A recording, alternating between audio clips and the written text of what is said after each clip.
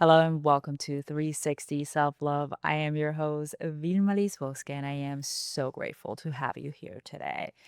In my last solo episode, I talked about external freedom and what it looks like to take charge of our lives and pursue the things that are in alignment with the life that we want. Today, I want to talk about internal freedom and ultimate freedom.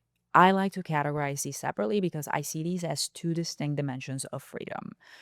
When I talk about internal freedom, I'm referring to the freedom we gain from doing the inner work, from working on our mental, emotional, spiritual, and existential well being. This type of work is all about self relationship and it requires a deep honesty and commitment. It leads to health that goes beyond the physical and it's not dependent on your circumstances or external achievements. In other words, you can achieve internal freedom regardless of how much money you make, how much money you have, what you've accomplished, your social status, or how others perceive you. Here's the thing though, most people skip the work that leads to internal freedom because it's harder to measure, track, or even post about. We almost never get validation from others from doing the internal work. So, externally, you may not appear to be moving forward in the same way others may be. But in fact, if you're doing the internal work and stepping into the invisible battlefield of your inner world, I promise you, it always pays off in more ways than you can imagine. Think of this work as the necessary foundation to experience the kind of life and fulfillment that cannot be shaken by the outer world or circumstances outside of your control.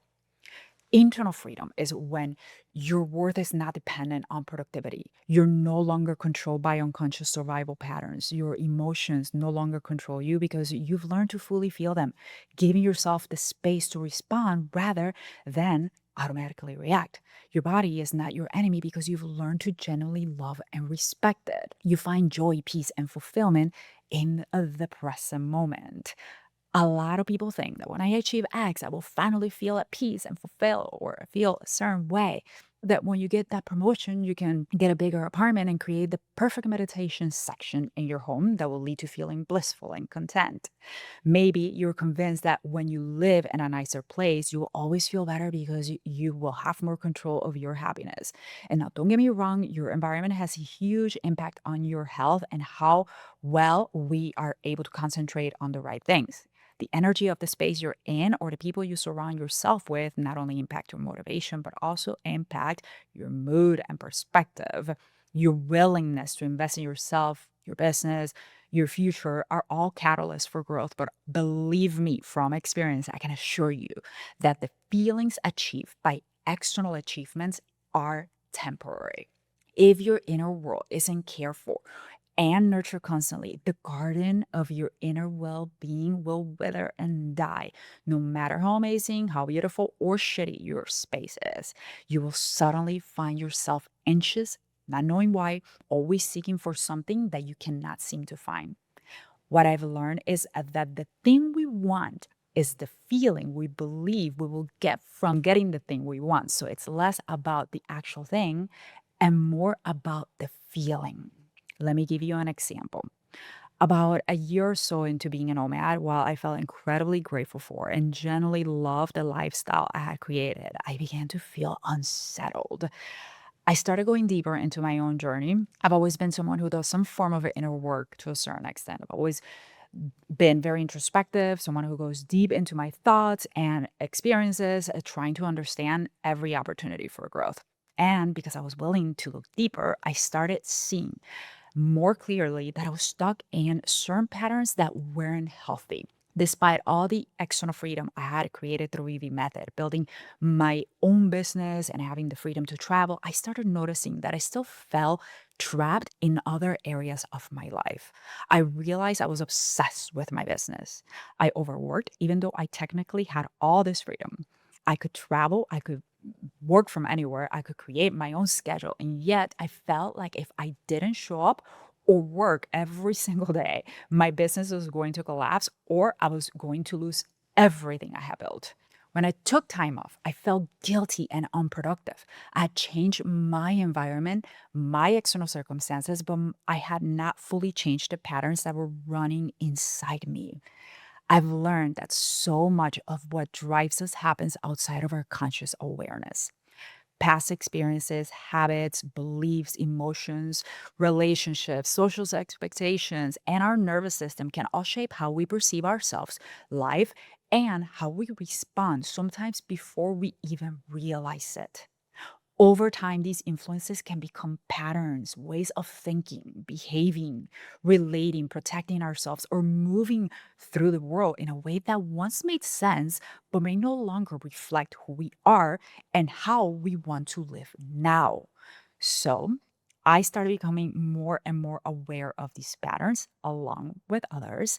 And for a while, I was in this place where I could see what was happening, but I didn't quite understand why it was happening or how to get out of it. It wasn't until later when I came across my somatic program and started doing the deeper inner work that so much of it began to make sense. Somatics gave language to experiences I had been already noticing for a while. It helped me understand why I couldn't stop working, why slowing down felt unsafe, why rest created guilt, why I attach my worth to achievements. I started to understand these patterns in a completely different way, and everything became so much clearer to me. I started to understand and get to know the versions of me that were stuck in certain patterns.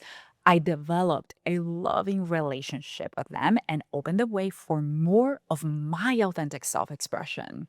I've learned how to attune to myself, how to honor my needs, how to fully allow myself to feel my emotions and observe my thoughts without shaming myself. I learned how to honor myself in real time and meet myself, including all my parts, right where I'm at.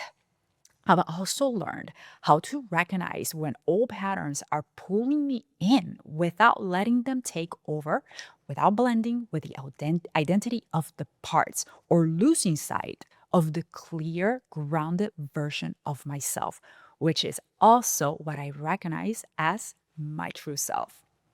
This work has helped me become aware of the conditioned versions of myself, teaching me to discern what is truly mine and what isn't, and what no longer serves me.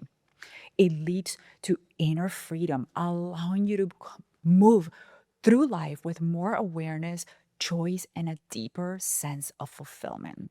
Now, it doesn't mean that everything is perfect. I certainly still have moments where I feel restless and get caught in looping thoughts. After all, I'm a type A excellentist. But the difference is that now I catch these sooner and they don't run the show. I'm no longer running away from myself with endless things on my to do list. This work leads to a relationship with yourself rooted in honesty, self trust, acceptance, and compassion. The authentic self expression that comes from this work frees you from caring what your life and your choices look like to the outside world. You rest in your inner knowing and free fall into trust. And the result is peace. And guess what? That peace is already within you, with or without the things you desire. It's okay to desire, to have the drive for growth, to have the drive to achieve many things in your lifetime. I sure do. There's a lot more I still want to achieve externally in my life. The difference is that I no longer depend on external freedom to feel truly free and fulfilled. So, if the joy you feel is always coming from the dopamine hit of having something to chase, and your sense of contentment comes from daydreaming about the life you're trying to create, then there's probably a part of you that has learned to access joy and contentment through pursuit and anticipation rather than through the present moment. As you begin working with those parts little by little, you begin liberating yourself from the patterns that have been driving you. And the beautiful part is that this work isn't about choosing one kind of freedom over the other. You get to have both internal and external freedom if that's what you want. Both require dedication and time investment, but are so worth it. And this brings me to what I call ultimate freedom. Ultimate freedom is the ability to experience both internal and external freedom, to feel free within yourself while creating a life that is in alignment with your true self. And this has nothing to do with having lots of money or external achievements, though you can have those too. But what I'm saying is that it's not as simple as inner peace plus money, time, travel equals ultimate freedom. It's rather reaching a place where you honor yourself in such a way that you choose a path that makes you happy, even if it doesn't make sense to the world, even if it's not sexy or admirable to others. Oftentimes, it requires you to do very scary things, abandon societal norms so you can honor what you truly want. Hence, why the inner work is a catalyst to reach ultimate freedom. But more importantly, it is when your true self leads the way for how you live your life. It involves the untamed expression and freedom to be you, you in your most authentic expression. Not perfect, but authentic. You and your sovereignty, aware of the conditioning and not letting it rule you. This is where you get to build your life from a healthy place.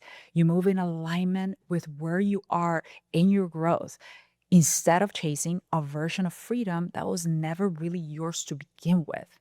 It doesn't matter how perfect your life looks on paper. If you're still running on a default internal programming that isn't yours or operating from fear, you're not truly free. External freedom changes the circumstances of your life. Internal freedom changes your relationship to yourself and how you experience your life. Ultimate freedom is when the two come together, when your true self leads the way in how you choose to live. And that is where real freedom lives. So, here are some reflection questions for you today. What do you believe you'll finally get to feel when you have the thing you're working towards? If you achieved everything you're working towards tomorrow, would you actually feel free? What internal pattern keeps following you no matter where you go? Your answers to these questions can reveal so much, helping you make decisions for your life based on what is truly in alignment with you. And if you're curious and want to learn more about somatic work and how I can support you in designing the life you want, I'll leave a link in the show notes. You can add your name to the waitlist for a program I'll be launching in a few months. I hope this episode was everything you needed to hear today and more. I am your host, Vilma Liz Bosque, and I am wishing you a peaceful, creative, and joyful day. Until next time.